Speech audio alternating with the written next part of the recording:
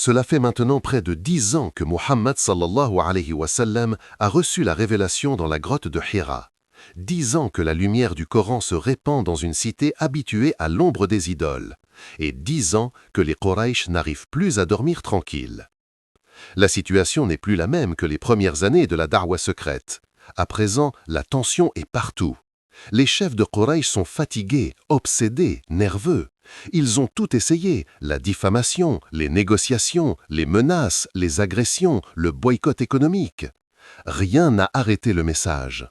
Et plus les mois passent, plus ils sentent que quelque chose leur échappe. Dans les ruelles poussiéreuses de la Mecque, les conversations se ressemblent. Pourquoi cet homme continue-t-il? Pourquoi son message touche les jeunes, les esclaves, les voyageurs? Pourquoi même parmi les notables, certains commencent à hésiter? La ville entière vit dans un état de crispation permanente. Les Quraysh, malgré leur orgueil, savent pertinemment que Muhammad sallallahu alayhi wa sallam n'a jamais menti, ni trahi, ni commis une faute. Mais ils refusent de céder. Pour eux, reconnaître la vérité signifie perdre leur contrôle économique et religieux. Et pendant ce temps, les musulmans, eux, sont toujours là, plus nombreux, plus solides, mais épuisés. Ils sortent à peine de l'épreuve la plus longue et la plus brutale de l'histoire de la Mecque, le boycott contre Banu Hashim, 3 années de faim, de sécheresse, d'isolement social. 3 années où les pleurs des enfants affaiblis par la faim résonnaient dans les montagnes, où des familles entières cherchaient la nuit quelques feuilles sèches à mâcher. Et pourtant, malgré tout cela, personne n'a abandonné l'islam, pas un seul. Ce miracle silencieux inquiète profondément les Quraysh, car ils comprennent que leur stratégie d'usure n'a pas fonctionné. Et au centre de tout cela se trouve le prophète sallallahu alayhi wa sallam. Increvable dans sa détermination, inébranlable dans sa douceur, infatigable dans sa patience, mais humain. Un homme qui porte dans son cœur le poids d'une communauté souffrante et le souci constant de transmettre le message divin.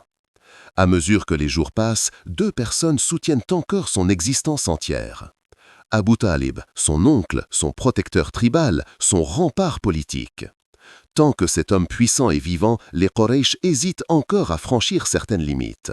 Khadija, son épouse, son refuge, sa lumière intérieure. La première à y croire, la première à l'aimer, la première à le rassurer. Celle qui guérit ses blessures invisibles, celle qui comprend sa mission plus que quiconque. Mais ce soutien est en train de s'effriter. Dans les maisons de la Mecque, on murmure « Abu Talib est malade, Khadija est affaiblie, le prophète sallallahu alayhi wa sallam va bientôt être seul. » Et ce murmure, les Quraysh l'entendent, l'analysent, l'attendent presque. Car ils savent, si ces 2 piliers tombent, l'équilibre fragile qui protège le prophète sallallahu alayhi wa sallam s'effondrera. Et c'est exactement là, au cœur de cette tension, juste après le boycott, dans cette atmosphère lourde, épuisante, chargée d'inquiétude, que commence l'année du chagrin. Abu Talib est malade. Cet homme, chef de Banu Hashim, protecteur du prophète sallallahu alayhi wa sallam depuis son enfance, celui qui a élevé l'orphelin Muhammad sallallahu alayhi wa sallam comme son propre fils, celui qui a affronté les Quraysh, supporté leur colère et dirigé 3 années de boycott dans la vallée de Shi'ab Abi Talib. Cet homme-là, ce roc, est maintenant cloué sur son lit. La ville entière retient son souffle. Les Quraysh ne célèbrent pas, ils ne se réjouissent pas, ils attendent. Parce qu'ils savent que tant qu'Abu Talib vivait, une limite sacrée existait. Personne n'osait toucher physiquement au prophète sallallahu alayhi wa sallam. Pas tant que cet homme puissant pouvait convoquer les chefs de tribus et renverser les équilibres. Mais maintenant, la protection tribale vacille.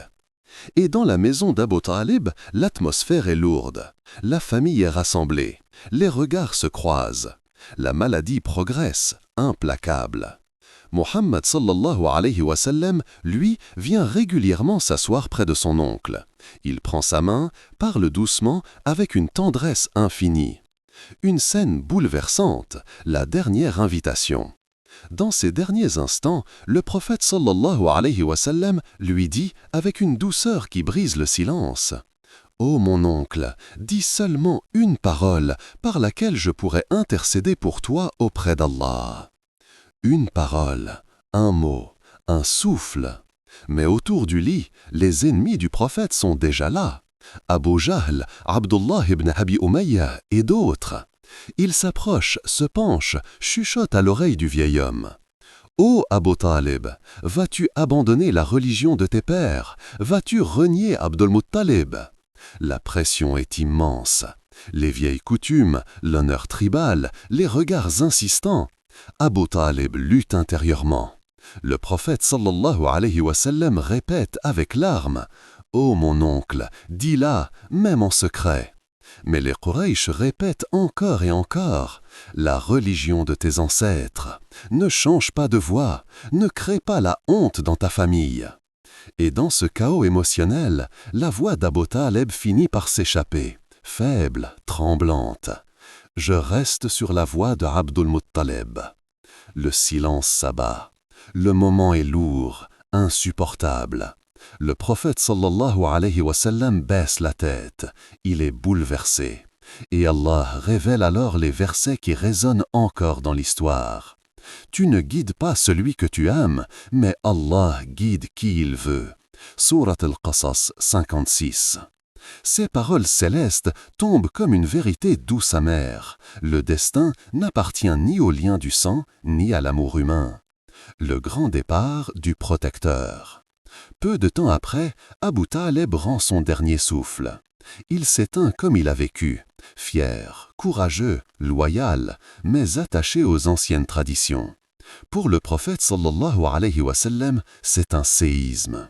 Les compagnons diront plus tard, à la mort d'Abu Talib, les Quraysh furent libres d'attaquer le prophète sallallahu alayhi wa sallam comme jamais auparavant. C'était vrai, la digue venait de céder. Dans la maison, certains pleurent, d'autres s'inquiètent. Le prophète sallallahu alayhi wa sallam, lui, se retire, le cœur serré, meurtri. Car il vient de perdre un oncle, un père, un protecteur et un ami d'enfance. Et dehors, dans les ruelles de la Mecque, les Quraysh échangent des regards satisfaits. Ils sentent que l'équilibre de la ville vient de changer. La pression qu'ils attendaient depuis des années est enfin levée. Le début d'une période d'obscurité.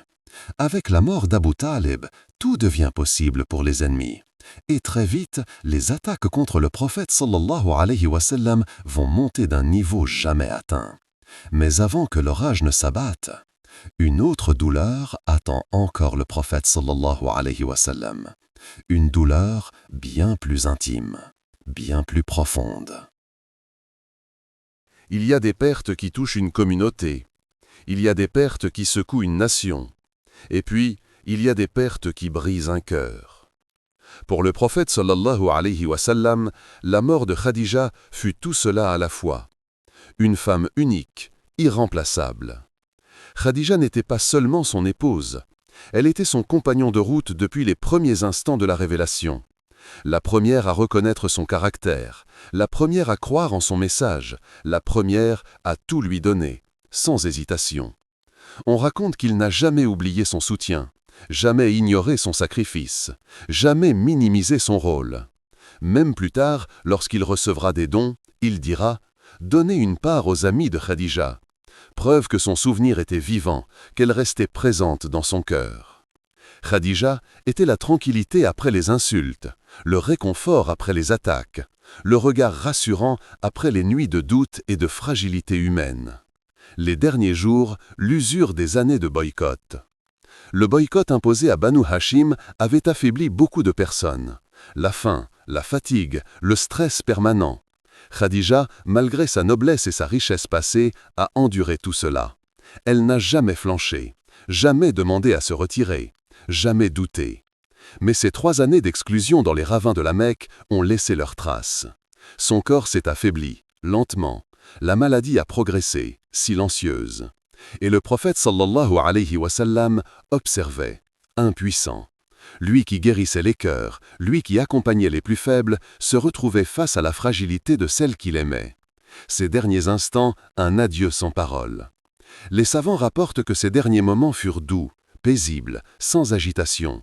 Pas de panique, pas de hurlements, pas de plainte. Juste un dernier regard échangé. Un regard rempli de 25 années de complicité, de confiance, de sacrifices partagés. Elle ferme les yeux et la maison change. Une lumière qui ne s'éteint pas seulement sur les murs, mais dans la vie émotionnelle du prophète sallallahu alayhi wa sallam. Il ne dit rien de dramatique, il ne se plaint pas, mais tout le monde autour de lui voit le changement, le vide immense après son départ.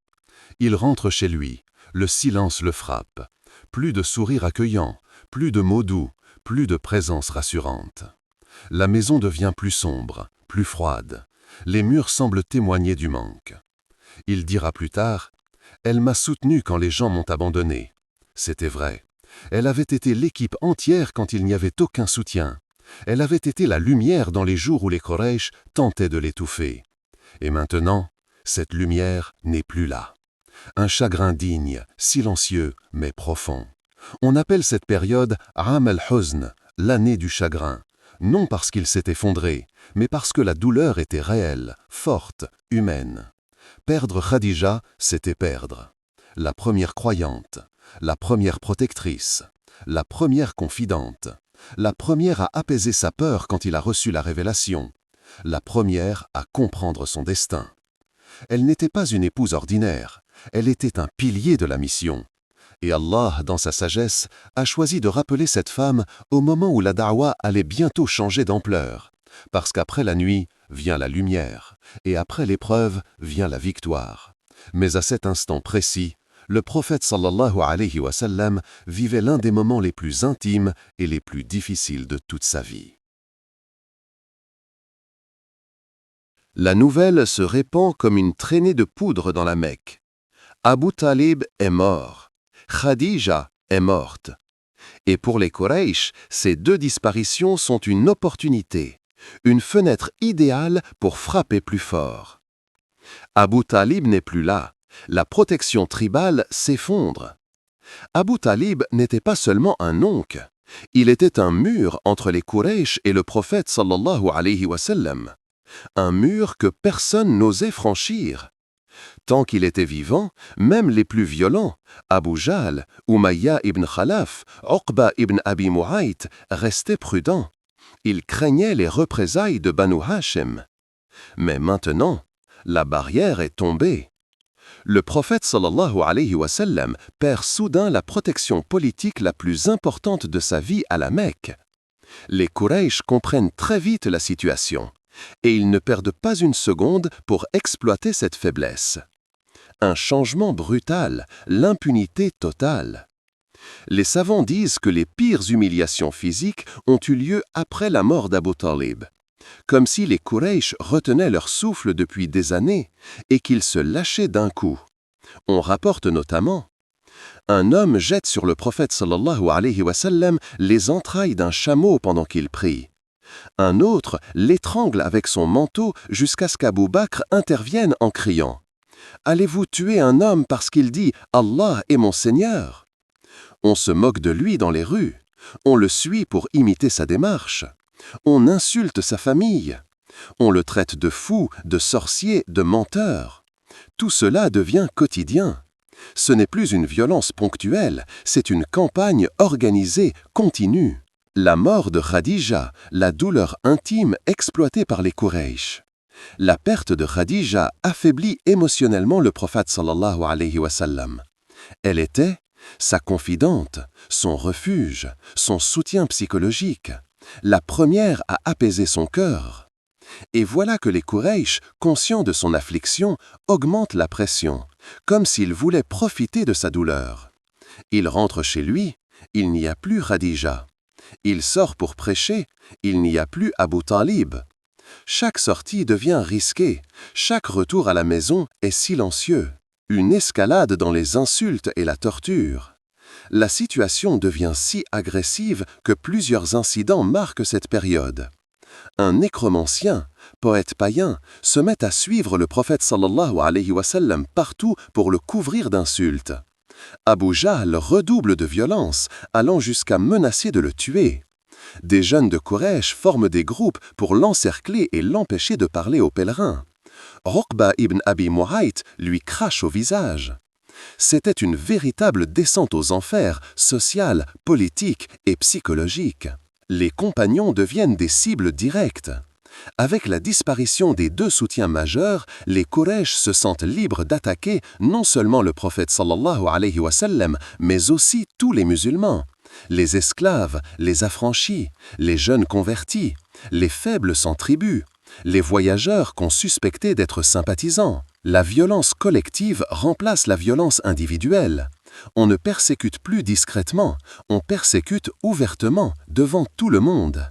Une atmosphère de désespoir avant l'intervention d'Allah. Cette période porte parfaitement son nom, l'année du chagrin.